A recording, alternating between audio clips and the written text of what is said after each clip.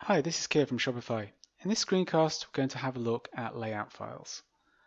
I'm just going to open up Safari. I've got a test store, Keir's Test Shop, set up already, and a very basic starter theme installed. There's no styling going on here, and very minimal markup, just so we can see what's going on. So I'm just going to open up the editor by clicking the three dots and edit HTML and CSS. And yeah, we're going to have a look at layouts. So layouts can be found in the layout folder. It's the first one that you'll see in the sidebar here. If you're not familiar with layouts, the way I like to describe them is as a master template for your entire store. So anything that's repeated throughout the site, such as your doc type, head, maybe your navigation, your sidebar, your footer, can all live within the layout file. And what happens when Shopify renders a page, depending on the URL, it will know which type of template to render within this layout file, and it'll do that when it encounters this placeholder here, content for layout. So let's say we're on a product page. Shopify would know this from the URL structure. It would grab theme.liquid, and at the point where it encountered content for layout, we'll go and grab product.liquid or an alternate template if that was specified. As you can see in this example, there's quite a lot going on. We have some if statements around the formatting of the title. We've got some descriptions. We've got customized ID and some classes that we've created depending on the different templates and so forth. But apart from that, you'll see that we've got a header here with some cart information, a heading 1 just for the shop name, and some very, very basic links output from a link list. And what this enables us to do is if we want to edit a change, then we'd like that affected across the whole site. If it's in the layout file, we only have to change it in one place, which makes maintenance very, very easy. Two things that you do require to make a layout file valid for a theme. The first one is another placeholder tag called content for header, and this allows the platform to inject things like logins. If you're already logged into the admin, you'll have a bar that you can log back into the admin from the front end, and analytics and that kind of stuff.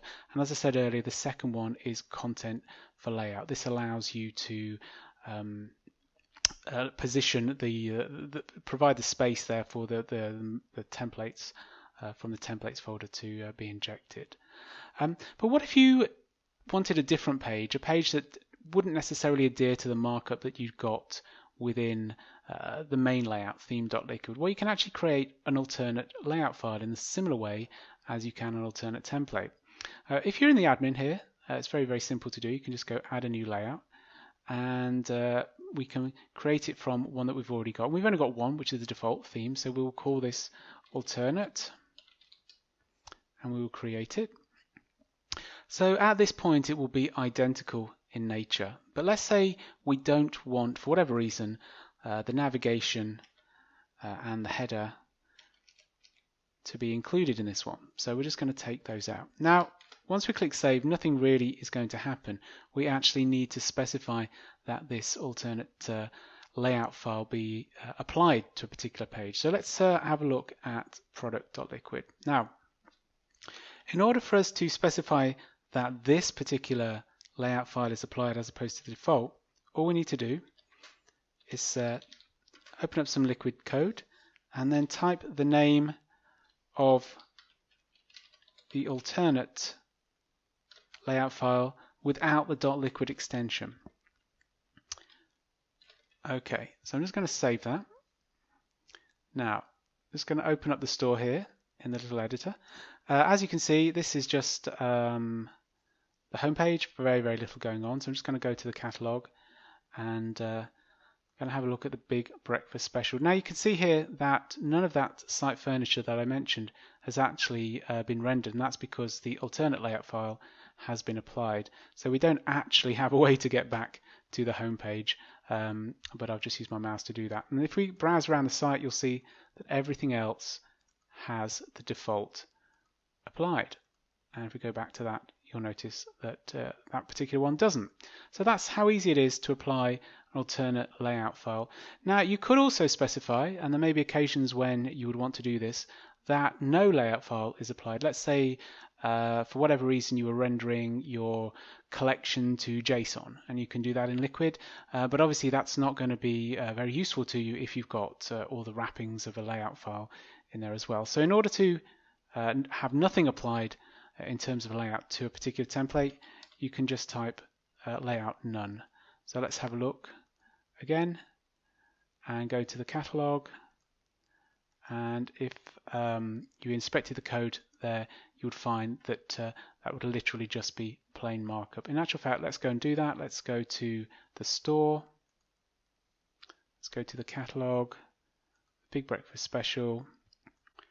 So if we just go to the develop menu and go show page source, you'll see that the only content we have in there is the HTML from our product.liquid template. We don't actually have any of the wrappings of the layout file that we had previously.